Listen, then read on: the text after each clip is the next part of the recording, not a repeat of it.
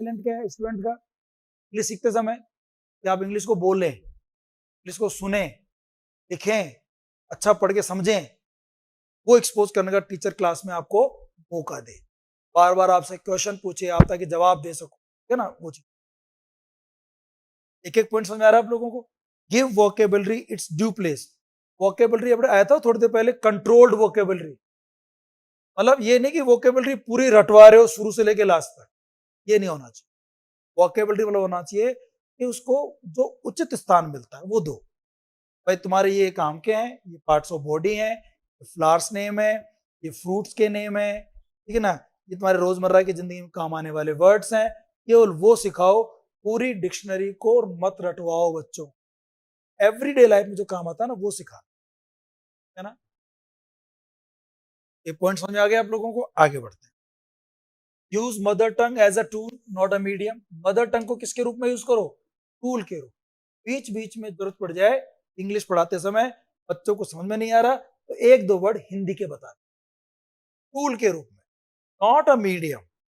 Mother tongue को माध्यम के रूप में यूज मत, एक औजार के रूप में, उपकरण के रूप में यूज करो।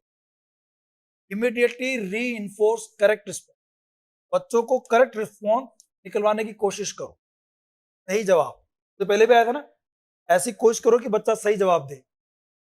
Explaining only those words whose meaning can not be derived from the context.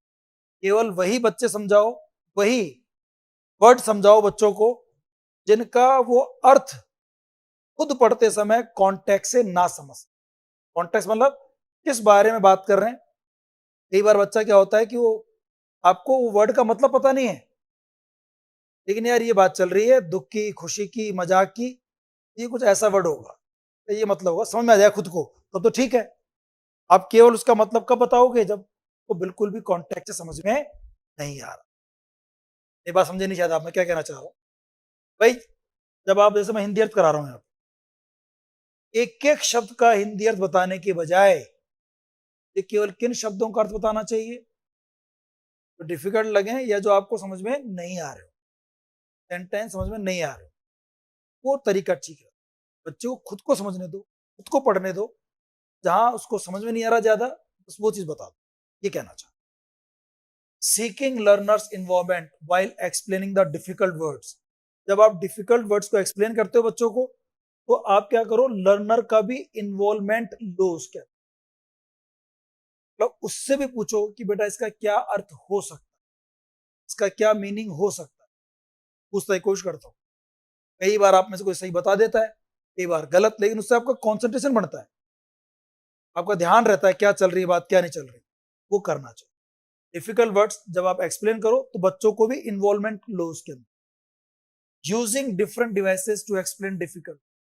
कठिन शब्द को एक तरह से नहीं समझा पा रहे, अलग अलग तरह समझाने में कर, मल्टीपल अप्रोच, चित्र दिखा के समझा दो, कोई पेंट बना के समझा दो, पेंटिंग बना के समझा दो, ले आओ क्लास में वो चीज, या उसको प्रैक्टिकल करा दो, बाहर लेके जाओ, दिखाओ उसको आदि। और पहले चला रहा है वो करते हैं। क्लास कह रहे हैं कि सर इनकी स्कूल वालों को छुट्टी होती है 15 अगस्त, लेकिन मुझे जाना पड़ता है स्कूल, सर मुझे जाना पड़ता है। चलो, the teaching of English aims at enabling the learners to both understand and produce spoken or written। जो इंग्लिश की टीचिंग है वो किस चीज पर उद्देश्य करना चाहिए, उसका एम क्या होना चाहिए? बच्चों को लायक बनाना। enabling the learners किस सेंस में? To both understand and produce spoken और रिटन लैंग्वेज, कि न केवल वो रिटन लैंग्वेज सीखे, साथ साथ में वो क्या सीखे, स्पोकन भी सीखे। हमारे स्कूल में इस चीज पे फोकस करते हैं क्या? केवल रिटन सिखाते, वो गलती होती है। हमें दोनों चीज सिखानी चाहिए कि वो स्पोकन और रिटन लैंग्वेज समझ सके और खुद प्रोड्यूस भी कर सके, लिख भी सके और बोल भी सके, लिखा हुआ पढ़ के समझ भी सके और खुद भी बोल सके, और किसी को बोला हुआ समझ भी जाए। ये सब चीजें किसमें होनी चाहिए? ये प्रिंसिपल्स, इनका ध्यान रखोगे तो जब इन सब बातों को आपने पढ़ लिया है तो आगे इनके आधार पर जब हम मेथड पढ़ेंगे ना, तो आप कहोगे सर इसमें वो बातें तो है ही नहीं, इसमें वो तो नियम अपनाया ही नहीं, वो प्रिंसिपल तो अपनाया ही नहीं इसने, है ना, वो लैंग्वेज के वो स्किल्स तो इसने यूज ही नहीं किए। अब आप क्या कर पाओगे, कंपेयर कर पाओगे। और वहां आता है हर मेथड में इस मेथड की क्या कमी है, डिमेरिट्स, और इस मेथड की मेरिट्स। ये बहुत क्वेश्चन पूछते, अपन भी पूछेंगे, करेंगे उन चीजों के ऊपर बात। चलो, English in India. English was introduce in India by Macaulay 2 Feb 1835। अंग्रेजी को कौन बोलते हैं, कई बार अरे यार ये कौन लेकर आया था भारत में अंग्रेजी को, कोई पूछते क्या बोल दोगे आप, लॉर्ड मकॉली 2 Feb 1835। तो उस दिन मैं डेट में थोड़ा कंफ्यूज था, ये 1835। मैंने कहा था ना कि थोड़ा देख लेना आप, डेट वेट 36 है, 35 है, 86 है, दिया था। क्या होता है, तो इसने शुरू की थी। कारण क्या था, एक तो उस समय रूलर्स बोलते थे उसको। हमारे रूलर कौन थे, रूलर वनडे जानती जो होती है ना, ये रूलर्स के द्वारा बोली जाने वाली भाषा थी, इसलिए मकोली ने शुरू किया है यहाँ पे। अरे हमारे रूलर कौन थे चंचल, अंग्रेज थे, इंग्लिश थे। रूलर मतलब शासक, उनकी भाषा थी। तो राजा की जो लैंग्वेज होगी वही तो सिखाएगा प्रजा को, ताकि उनको वो नौकर इंग्लिश बोल सकें, इसलिए इंग्लिश शुरू की गई थी। एक बात। दूसरी बात, it was the language of high gentry, जो उच्च वर्ग था सबकी लैंग्वेज यही थी, उन्हीं को पढ़ना था, उन्हीं को पढ़ाया जाना था। ठीक है, हमारे जितने भी जो बड़े नेता थे ना भारत के भी, गांधी जी, नेहरू, सब ने इंग्लिश सीखी, सब इंग्लिश लिखते थे, बोलते थे। It was the best in western language. एक खास बात और थी, ये उस जमाने की वेस्टर्न लैंग्वेज में एक अच्छी लैंग्वेज मानी जाती थी, बेस्ट लैंग्वेज मानी जाती। ब्रिटिशर्स, रूलर कौन थे हमारे, ब्रिटिशर्स। आफ्टर गेटिंग इंडिपेंडेंस, अच्छा ये भी हो गया, it was the key of modern and valuable knowledge. जितनी भी वैल्यूएबल नॉलेज थी वो सब इंग्लिश की किताबों में लिखी। भारत की किताबों में संस्कृत के श्लोक थे, पुराण थे, यज्ञ करने के तरीके थे, कुछ कुछ यज्ञों में, कुछ किताबों में उस आयुर्वेद भी था, थोड़ा बहुत था, वो भी जानकारी भी थी। बट बहुत ज्यादा साइंस, टेक्नोलॉजी, स्पेस मिशन, है ना, एयरक्राफ्ट, इनके बारे में जानकारी, इंजीनियरिंग, साइंस, मेडिकल, ये सब के लिए अगर ज्ञान लेना है तो अब क्या पढ़नी पड़ेगी, कहीं ना कहीं इंग्लिश शुरू करने का रीजन ये भी रहा था उस समय। और अच्छा, बन गई अंग्रेजी।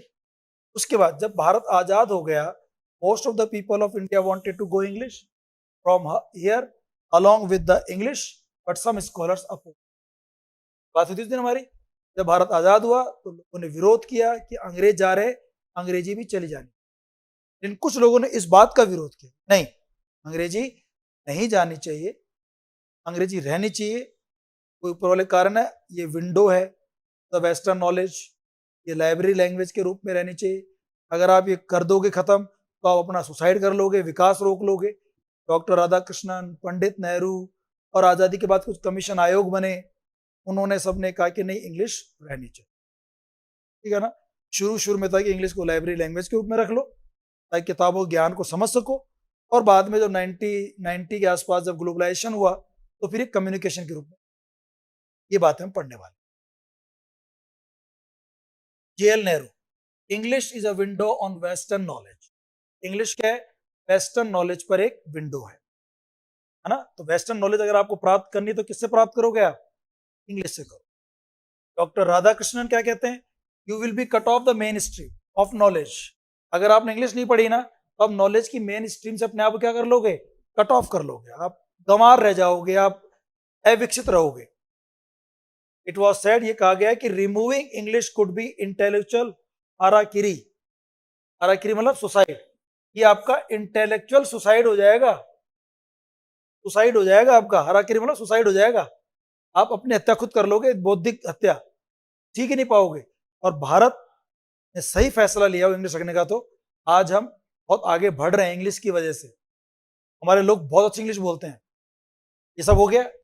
फिर इन लोगों ने क्या किया, कमीशन बनाया, टू एजुकेशन कमीशन, है ना, कि अब इंडिपेंडेंट भारत आजाद हो गया तो कैसे इंग्लिश पढ़ाया जाए। दो कमीशन, पहले डॉक्टर राधाकृष्णन वाला, फिर एक दौलत कोठारी वाला, दो बड़े कमीशन बने। देखो, यूनिवर्सिटी एजुकेशन कमीशन भी कहते हैं उसको, तो राधाकृष्णन कमीशन भी कहते हैं। इसका चेयरमैन कौन था, डॉक्टर राधाकृष्णन। इसमें 10 मेंबर थे। ये कमेटी बनी 1948 में, और 1949 में इसने अपनी रिपोर्ट दी, एक साल बाद, लगभग कुछ महीनों बाद मान लो आप, रिपोर्ट दी। और रिपोर्ट में क्या कहा इसने, तो राधाकृष्णन मिशन भी कहते हैं और यूनिवर्सिटी एजुकेशन मिशन भी कहते हैं।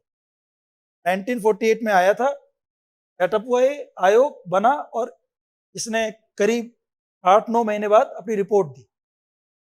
इसने रिपोर्ट में क्या कहा, देखिए, रिपोर्ट ये कहती है कि भाई स्पोकन इंग्लिश की जरूरत नहीं, हमें अंग्रेजी बोलने की जरूरत है, उसके लिए इंग्लिश मत सिखाओ। English should be taught as a library language. To study group, वो अगर बेचारी वो रहती है सुरभि, तो वो तो काम करती रहती है, पढ़ाई पढ़ाई में ध्यान कम, इधर तो ज्यादा ध्यान रहता है। दो स्टडी ग्रुप भी आए, छोटे ग्रुप आए दो। एक ग्रुप आया 1964 में, रिपोर्ट कब आई, 1967 में, और एक सेकंड ग्रुप आया 1969 में मार्च, और उसकी रिपोर्ट कब आई, 1971। और एक आप ध्यान होगा, नेशनल एजुकेशनल पॉलिसी आई थी 1986, और एक अभी नई वाली आ गई है। ये नई वाली तो अभी पूरी तरह से लागू नहीं हुई, जब लागू होगी ना बहुत कुछ चेंज हो जाए। हो गया है, बहुत कुछ चेंज होगा एजुकेशन। कई लोग वेट कर रहे हैं, तो लग रहा है 2030 तक, 27 तक ये लागू होना शुरू है। अगर मोदी दोबारा आ गया ना, तब लागू कर आएगा, और ये बहुत अलग काम करके जाएगा, तो आगे बाद में समझ में आएगा। वो गहलोत साहब के समर्थक में बात अलग है, सैनी जी। हाँ, अरे मीणा, सारे तो नहीं कह सकते, किरोड़ी तो बीजेपी में, देखो तुम्हारा तुम्हारा भगवान तो बीजेपी में है। बाबा, क्या बोलते हैं उसको, बाबा। एनईपी आ गई है, सही कह रहे हो, न्यू एजुकेशन पॉलिसी आ चुकी है, पर विकास जहां तक मुझे ध्यान है पूरी तरह से लागू नहीं हुए भी है। लागू कर रहे हैं धीरे धीरे, अलग अलग स्टेज पे कर रहे हैं, शुरुआत कर रहे हैं उसकी। जब पूरी लागू हो जाएगी ना, पूरा एजुकेशन, ये वो, यही तो चीज है वो, पढ़ाओ मत, एक्टिविटी करवाओ। एक्टिविटी जरूरी है, एक्टिविटी से उसका पूरा विकास होगा, डेवलपमेंट होगा, फिजिकल डेवलपमेंट भी होगा। हमारे यहाँ पढ़ाई तोते बनाए हम लोगों ने आज तक, गलत चीज थी वो, लोगों को समझ में नहीं आ रही वो अभी भी। आप पढ़े लिखे हो, मैंने समझाया था आपको थोड़े दिनों पहले भी। आपको पहले लिसनिंग और स्पीकिंग सिखानी है, वो खेल खेल में सीखेगा बच्चा ना, गेम लाइक एक्सरसाइज, क्या है वो, वही तो है। मदर टंग क्या सीखता है बच्चा, खेल खेल में सीखता है, घर में। समझो, पढ़े लिखे हो आप, समझो इन चीजों को। Learning by doing, yes, learning by doing, कर करके सीखो, एक्टिविटी करके सीखो। चलो, अब देखो, अप्रोच क्या होती है, मेथड क्या होती है, टेक्निक्स क्या होती है, समझो आप, एक लाइन में समझो पहले। अप्रोच क्या होती है दोस्तों, ये आपको कैसे पहुंचना है उससे। इंग्लिश आपका एम है, ये आपको सिखानी है। अब इस तक पहुंचने की अप्रोच क्या होगी, अप्रोच है बड़ी बड़ी थियरीज, प्रिंसिपल्स जो आप अपनाते हैं। जैसे आप कह रही थी, कुछ लोग कहते हैं लर्निंग बाय डूइंग, ये अप्रोच होनी जो अब अपनाई जा रही है, वो अप्रोच है। अब उस लर्निंग बाय डूइंग अप्रोच के लिए कौन सा मेथड यूज है, कौन सा मेथड यूज करो, तो अब आपको देखना है। एक अप्रोच है कि बच्चे के दिमाग में सब कुछ होता है, उसे केवल चांस दो बोलने का, करने का। जो कॉग्निटिव थियरी है वो ये कहती है, वो ये कहते हैं आपको। एक कहता है कि वो व्यवहार से सीखेगा, स्किनर, व्यवहारवाद, बिहेवियरिज्म है। हाँ, स्किनर और दोनों समर्थक थे उसको भी, तो इन्होंने ये वो चीज दी, बिहेवियरिज्म दिया, कर करके सीखो। स्किनर मेन का वो था, वो साइकोलॉजी तुम्हारे क्या नाम दे रखे हैं पता नहीं, बट वॉटसन, स्किनर, ये बड़े समर्थक हैं किसके? बिहेवियरिज्म के। तो ये सब क्या है? ये अप्रोच है। ये मतलब ये प्रोसेस है। अब उस प्रोसेस को जब अपनाते हैं उसके लिए आप अलग अलग मेथड यूज करते हैं। एक अप्रोच में आप 2-3 अलग अलग मेथड यूज कर सकते हैं। अप्रोच बड़ी चीज है, मेथड मतलब उस अप्रोच को पाने के लिए कौन सा तरीका अपनाओगे, पहले क्या पढ़ाओ, बाद में क्या पढ़ाओ, कौन सी टेक्निक्स अपनाओगे आप। अब एक मेथड में, मेथड क्या होता है? सेट ऑफ टेक्निक्स, इसमें आप टेक्निक लेते हो। टेक्निक क्या है? केवल एक काम करने का तरीका। टेक्निक सब छोटी चीज है। आज मैंने इस टेक्निक से पढ़ाया, आज मैंने इस टेक्निक से पढ़ाया, आज मैंने इस टेक्निक में, ये तीनों टेक्निक एक मेथड की है और एक मेथड अपनाते हैं आप अप्रोच के हिसाब से। यार इसमें ये अप्रोच है तो इसमें ये तरीका मेथड सही रहेगा और इस मेथड में मैं ये 3 टेक्निक अपनाऊंगा। समझ रहे हैं आप? सबसे बड़ी चीज लैंग्वेज सिखानी है, उसके लिए फिर अप्रोच, अप्रोच के लिए मेथड, और मेथड में अलग अलग क्या है? टेक्निक। ये चीज कुछ नहीं है, फिर बता रहा हूं। क्या बता रहा हूं मैं? अप्रोच तो बड़ी चीज हो गई, का पार्ट क्या हो गया? मेथड, और मेथड का पार्ट क्या हो गया? टेक्निक। अब इनके अंतर देखो, बता रहा हूं यहाँ पे क्या क्या है। अप्रोच, अप्रोच क्या है? ये थियरी है, वर्ड है ना, बोर्ड हो रखा है, इस पे क्वेश्चन है। ये थियरी है, theory of the nature of language and language, ये लैंग्वेज की नेचर की थियरी है। एंड लैंग्वेज टीचिंग, ये आपकी लैंग्वेज की नेचर क्या है। जैसे नेचर हमारे इंग्लिश की नेचर क्या है? एक तो सेकंड लैंग्वेज है, तो इसको पढ़ाने के लिए आपकी अप्रोच अलग होनी चाहिए। मदर टंग को पढ़ाने की अप्रोच अलग हो, दोनों की अप्रोच अलग अलग तरीके से पहुंचोगे दोनों में आप। इसलिए इसमें सिलेक्शन, ग्रेडेशन, रिवीजन, मोटिवेशन, इनकी जरूरत पड़ती है। एक तो लैंग्वेज की नेचर ये हो गई। एक लैंग्वेज नेचर ये भी कह सकते हो कि इंग्लिश जो लैंग्वेज है ना, साउंड्स का बहुत इंपॉर्टेंट, वर्ड स्ट्रेस बहुत, प्रोनाउंसिएशन का बहुत, लेटर कम है, साउंड्स ज्यादा है, बहुत ध्यान देते हैं कहाँ जोर डालना है, कहाँ जोर नहीं डालना। स्ट्रेस, वर्ड स्ट्रेस सिलेबस में है ना आप लोगों के, ग्रामर में कई चीजें हैं इसके अंदर। उन चीजों को ध्यान में रखते हुए भी आपको अपनी अप्रोच क्या है? Theory of language, nature of, उनका ध्यान रखें। Theory of the nature of language and language teaching. अब different kinds of methods and techniques can be used with an approach. एक अप्रोच में आप अलग अलग मेथड्स और अलग अलग टेक्निक्स अपना सकते। It is larger than a method और टेक्निक। ये मेथड से और टेक्निक से क्या होती है? बड़ी चीज। ये मैंने खुद लाइन लिखी है ताकि ध्यान रखो कि अप्रोच तो बड़ी चीज होती है। क्या होता है अप्रोच में? थियरी होती है। इसकी थियरी नेचर ऑफ लैंग्वेज या फिर लैंग्वेज टीचिंग। थियरी है कि भाई ये लैंग्वेज को टीचिंग कराने की ये थियरी है, सिद्धांत ये है। अब इस सिद्धांत को अपना लिया आपने, अब उसमें मेथड कौन सा अपना? ग्रामर ट्रांसलेशन मेथड, ठीक है ना, उसमें आप डायरेक्ट मेथड अपनाओगे। ये तो वो चीज। एक अप्रोच होती है स्ट्रक्चरल अप्रोच, ये हमें स्ट्रक्चर से पढ़ाना है, अब उसके लिए आप मेथड अपनाओ। एक कम्युनिकेटिव अप्रोच कि बच्चे को बोलना सिखाना है बस, ये हमारे बच्चे को बोलना आ जाए, बोलना आ जाए मतलब, अब उसके लिए तरीका कौन सा अपनाओगे, वो उसकी फिर मेथड। अप्रोच मीन्स होता है कैसे पहुंचना है उस लैंग्वेज पर। के लिए आप देखते हैं लैंग्वेज की नेचर क्या है, टीचिंग की नेचर क्या है, वो चीज देखो। और देखो आप इसके अंदर अप्रोच में, इट इज बेस्ड, ये बहुत इंपॉर्टेंट बात है, based on certain theoretical principles. ये कुछ थियोरेटिकल प्रिंसिपल्स पर बेस्ड होती है अप्रोच, जैसे बिहेवियरिज्म, कॉग्निटिव, ये थियरी है अलग अलग। थियरी पर जो बेस्ड हो वो अप्रोच हो, और इस थियरी के हिसाब से, इन अप्रोच के हिसाब से आप क्या अपनाते हो? आप method. It is a point of view, philosophy और क्या है अप्रोच? आपका एटीट्यूड है, आपकी फिलॉसफी है, आपका पॉइंट ऑफ व्यू है, ठीक है, ये होता है। अब इसमें तो 3 अप्रोच हैं आपके सिलेबस में, तो खैर इसमें 2 हैं, स्ट्रक्चरल और कम्युनिकेटिव। एक होती है सिचुएशनल, सिचुएशन बना के पढ़ाओ, क्लास में रियल टाइप की सिचुएशन बनाओ और फिर पढ़ाओ। और स्ट्रक्चरल अप्रोच क्या कहता है, बच्चों को छोटे छोटे स्ट्रक्चर, छोटे छोटे फ्रेजेस ये दो, ठीक है ना, और उससे पढ़ाओ। और कम्युनिकेटिव अप्रोच ये कॉग्निटिव थियरी पर बेस्ड है, कॉग्निटिव थियरी पर, ये बिहेवियरिज्म पर बेस्ड है, ये कॉग्निटिव थियरी पर बेस्ड है, थियरीज है। इसमें क्या कहता है कि बच्चों को कम्युनिकेशन आना चाहिए, और इसमें मेन चीज है मीनिंग पर फोकस करता है।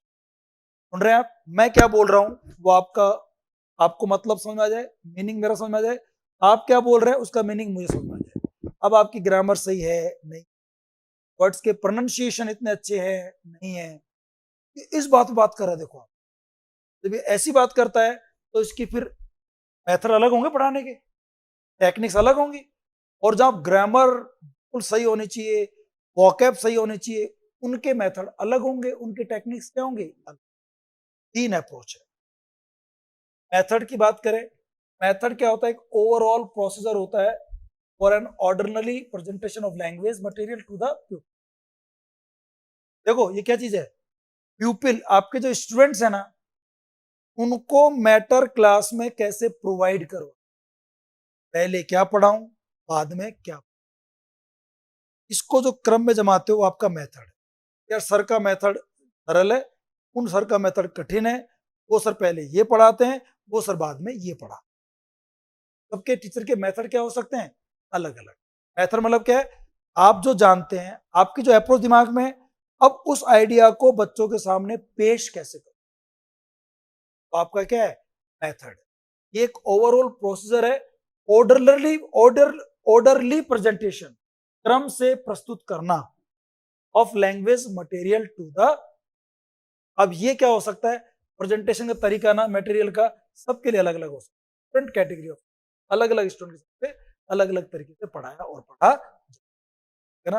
टीचर कई बार एक क्लास में अलग अलग मेथड अपना सकते, उसी टॉपिक को पढ़ाने के लिए दूसरे क्लास में दूसरे मेथड अपना सकते। कोई भी मेथड पनेशिया नहीं होता, फाइनल नहीं होता। टीचर क्लास को देख करके, सब मैटर को देख करके, टाइम को देख करके मेथड तरीका चेंज कर। अभी मैं ऐसे पढ़ा रहा हूं, जल्दी का टाइम आ जाए, जल्दी जल्दी जल्दी करो, तो हो सकता है रिकॉर्डेड आपको दे दी जाए कि भाई इनको पढ़ लो, जहां समझ में नहीं आए पूछ लेना। और ज्यादा जल्दी का हो जाए कि भाई नोट्स मिल गए, देख लो, कोई दिक्कत आ रही बच्चा सर देख लेंगे, आप हमें नोट्स दे दो। बच्चे खुद बोलते हैं लास्ट में कि सर 1 महीना बचा है, हमें घर पढ़ना है, आप तो केवल नोट्स दे दो। ठीक है, नोट्स ले जाओ, पढ़ लो, कहीं दिक्कत हो क्लास रखेंगे, 10 दिन बाद आप आ जाओ। सबके तरीके मेथड बदल जाते हैं, कैसे प्रस्तुत करना है। पहले ग्रामर पढ़ानी है, पढ़ा रहे थे, सर एग्जाम की डेट जल्दी आ गई, सर पहले लिटर से पढ़ा दो, तो शुरू में लिटर शुरू हो जाता है। समझ रहे हैं आप, मेथड बदलते रह सकते हैं। मेथड क्या होता है, body to technique that a teacher adopts in classroom teach.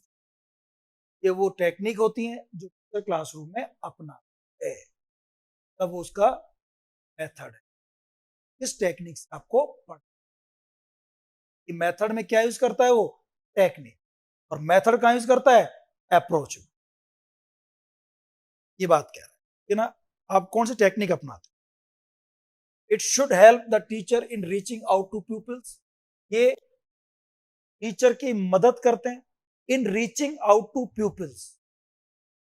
क्या मतलब है इसका, जो आपके प्यूपिल्स हैं, जो आपके शिष्य हैं, उनको जो पढ़ाना चाहते हो वो उनको समझ में आ जाए, प्राप्त हो जाए। रीचिंग आउट टू पीपल, आपकी बात, आपका नॉलेज, आपकी लैंग्वेज बच्चों तक पहुंच। तो आपका क्या है, जैसे हम पीपीटी से पढ़ा रहे हैं, ये एक मेथड है। अब इसमें टेक्निक अपनाई मैंने, मैं बोल के पढ़ा रहा हूं, आपकी तरफ देख के पढ़ा रहा हूं, मैं साइड में खड़ा होकर पढ़ा रहा हूं, मेरी टेक्निक। और मेरी अप्रोच क्या है, भाई आप लोगों को सारे नोट्स, सारी चीजें, सिलेबस वो कवर हो जाए। मैं बाइलिंगुअल पढ़ा रहा हूं, मैं ये पढ़ा रहा हूं, मेरी अप्रोच है वो, ठीक है ना। तो ये चीजें अलग अलग चीजें होती हैं। इसमें होता है कि आपको अपना मसाला, अपना माल तक पहुंचा, ज्ञान, वो आपका मेथड। कैसे पहुंचाओगे वो आपका मेथड, और इसमें पहुंचना चाहिए लेकिन in a way that satisfy their intellectual pursuit, ताकि बच्चों का इंटेलेक्चुअल परस्यूट वो जो बौद्धिक विकास चाहते हैं, जो बौद्धिक जो प्राप्त करना चाहते हैं, परस्यू जिसको ढूंढ रहे हैं, वो खोज रहे हैं, तो उनको मिल जाए। जैसे आप क्या खोज रहे हो, जैसे आप ग्रेड सेकंड में हमारे मेथड के क्वेश्चन सही हो जाने चाहिए, आप हमें समझा दो, नोट्स दे दो, क्वेश्चन करो, ये चाहते हैं ना आप लोग, वो चीज बच्चों को मिल जाए। ये मदद करता है टीचर की इन ऑर्गेनाइजिंग इज लेस मेथड। अरे बिना मेथड टीचर पढ़ाएगा तो क्या ऑर्गेनाइज कर पाए क्लास को? कभी क्या पढ़ा रहा है, कभी क्या पढ़ा रहा है, पहले क्वेश्चन करा दिए फिर आंसर करा दिए, ये थोड़ी होता है। पहले आप, अब मैं पहले आपको ग्रामर ट्रांसलेशन मेथड नहीं पढ़ा रहा, सिलेबस में पहला टॉपिक है, मैं पहले ये चीज पढ़ा रहा हूँ 3 दिन से आपको। क्यों? अगर आप देखो ना तो मैंने बहुत कुछ पढ़ा दिया आपको, एक यूनिट पूरी प्रिंसिपल की पढ़ा दी मैंने आपको, आपका जो सी टेट का सारा कुछ पढ़ा दिया, लगभग कई चीजें पढ़ा दी, मदर टंग क्या होती है, सब क्या होता है। और ये बेसिक क्लियर होने से मुझे अब आगे दिक्कत नहीं आएगी पढ़ाने में, क्योंकि आप पूरा कॉन्सेप्ट क्लियर हो गया आपका। अच्छा ये चीजें अगर घर जाके पढ़ भी लो तो और मजा आ जाए। लेसन्स को ऑर्गेनाइज करने में मदद मिलती है। नो सिंगल फूल प्रूफ मेथड, लेकिन ध्यान रखना टीचिंग का कोई भी मेथड ये नहीं कह सकते ये फूल प्रूफ है। फूल प्रूफ मतलब गलती रहित है, बेवकूफी रहित है। हर मेथड में कोई ना कोई कमी तो आपको मिलेगी। तो जब हम मेथड पढ़ेंगे ना तो हमारा उसमें एक टॉपिक आता है मेथड, हर टॉपिक में हर मेथड मिलेगा टॉपिक आपको, ज्योति कि इस मेथड के क्या गुण है क्या ध्रुव, अपने नोट्स को चेक कर लेना। लास्ट में मेरिट्स और डीमेरिट पढ़ा आपने, मिलती है। हर मेथड में दोष हो, कोई मेथड परफेक्ट नहीं।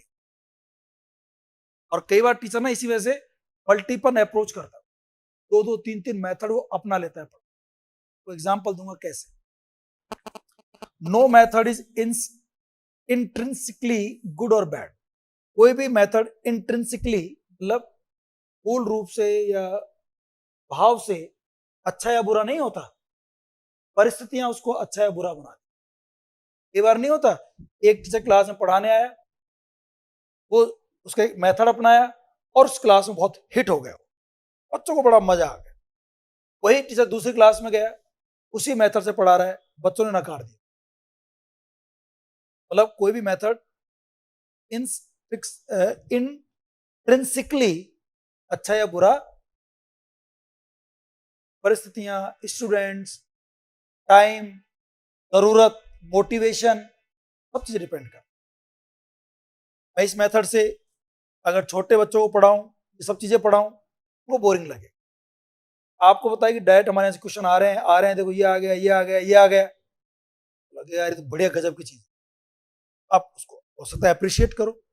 All methods can be adopt, ध्यान रखना सारे मेथड अपनाए जा सकते। एक ही अप्रोच में आप क्या 2-2 3-3 मेथड अपना सकते हो, अपना सकते। मैं जैसे बताऊं आपको, स्पोकन इंग्लिश जब पढ़ाते हैं ना हम लोग, तो उसमें हम कई मेथड अपनाते हैं। हम CLT अपनाते हैं, communicative language teaching approach, cognitive theory. भाई तुम्हारे दिमाग में इंग्लिश है, तुम तो बोलो बात को, सर कैसे बोलूं, आती नहीं, अरे तुम बोलना शुरू तो करो, लर्निंग बाय डूइंग कर करके सीख जाओ। फिर मैं एक क्लास में क्या करता हूँ, उनको गाना सुनाता हूँ, कोई डायलॉग सुनाता हूँ, कैसेट सुनाता हूँ, उनको ऑडियो सुनाता हूँ, बच्चों के प्रोनाउंसिएशन ठीक हो, बार बार प्रैक्टिस करवाते हैं, बुलवाते हैं।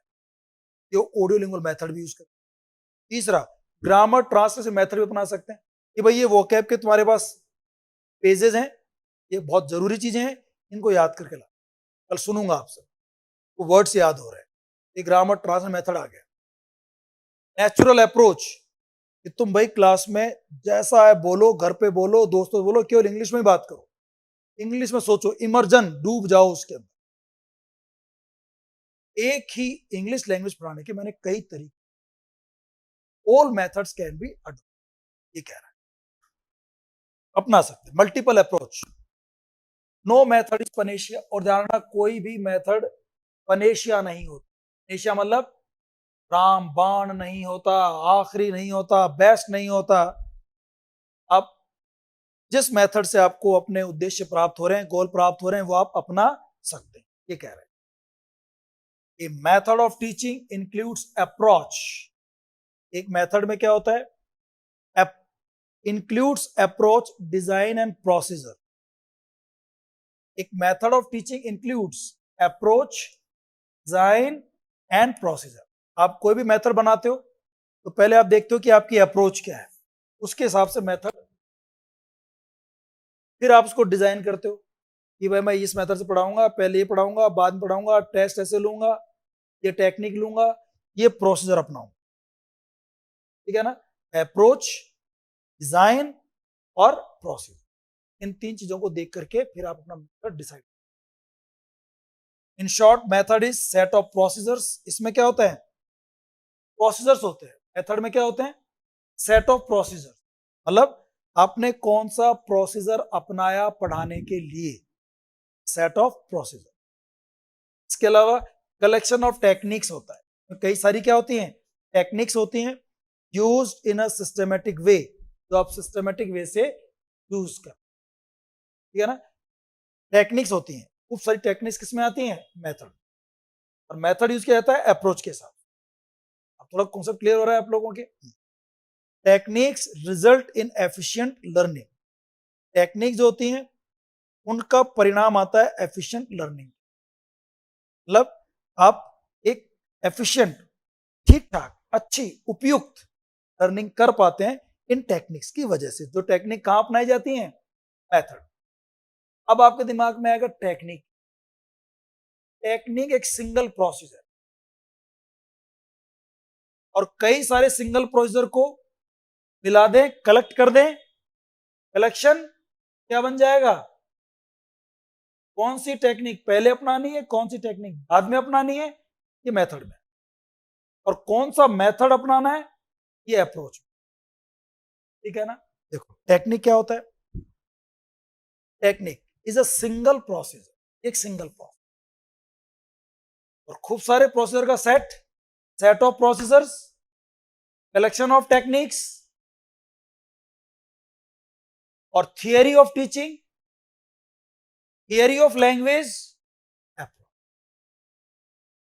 अप्रोच कलेक्शन ऑफ मेथड्स है। अप्रोच सीखने का प्रोसीजर है। ठीक है ना? उस प्रोसीजर को अपनाते हैं तो मेथड अपनाते हो। टेक्निक सिंगल प्रोसीजर है which can be used in a method at a certain point of time in teaching by a teacher के द्वारा अपनाई